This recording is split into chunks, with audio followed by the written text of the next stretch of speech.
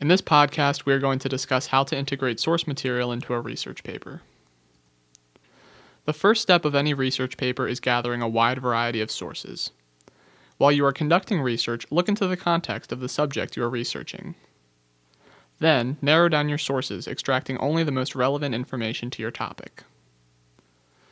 During your research, make sure you keep track of where you get your sources from to help you create the bibliography later. Now that you have your sources, the next step is to prepare them for inclusion. Connect each source to the prompt, as well as your argument, and see how it could fit into your paper as a whole. Do you agree with it or disagree with it? The most important part of preparing your sources is drawing your own conclusions. Remember that controversy and opinion are good. They will add flavor and vitality to your paper and will allow you to do more than just summarize. You also want to make sure that your sources aid the goal of your paper or thesis and fit into the overall scheme of your work.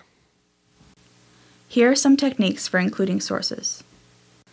When a source provides you with very basic information, like a date or a name, don't quote it directly. Paraphrase it or work it into part of a larger sentence. Use a direct quote only when wording is optimal, or when the author articulates an idea better than you yourself could. This usually occurs with abstract ideas. Make sure you use a quote for the power of example, not for its own sake. Avoid sweeping or general quotes, especially those often said and immortalized by famous people.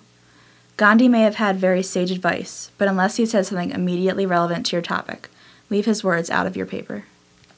Use a variety in your presentation of sources. If you just directly quoted a source in your last paragraph, try paraphrasing and vice versa. Also, you do not need to include an entire quote from a source. Begin the sentence yourself and pick up the quote partway through. Refer to Diane Hacker's A Writer's Reference or a similar guide to help you cite your sources properly. The final aspect of source inclusion we will discuss is framing. Framing is, essentially, the way you present your sources. This is how you use sources to your advantage. You should include them in ways that aids the overall goal of your paper. Part of framing is what we discussed before, whether or not to include a direct quote, paraphrasing, and using a partial quote. Framing is also the way the text surrounding your source material responds to it. First, you always need to introduce your source in some way. There must be some preamble to any outside material, otherwise it will make no sense. Then, after the quote itself, you need to somehow explain what you just said. If a conclusion needs to be drawn, draw it. If the author draws the conclusion himself, either summarize his point or expound upon it and use it as a transition to your next idea. This isn't as complicated as it sounds. It just means put your sources where they make sense. Oftentimes, your own opinion of a source is called for. Try to make your opinion clear in the way you present the material, in your wording or inflection, and not by saying I think or I believe. State your opinions authoritatively, as if they are facts. The point of a research paper is to use outside sources to make, refute, or develop a point.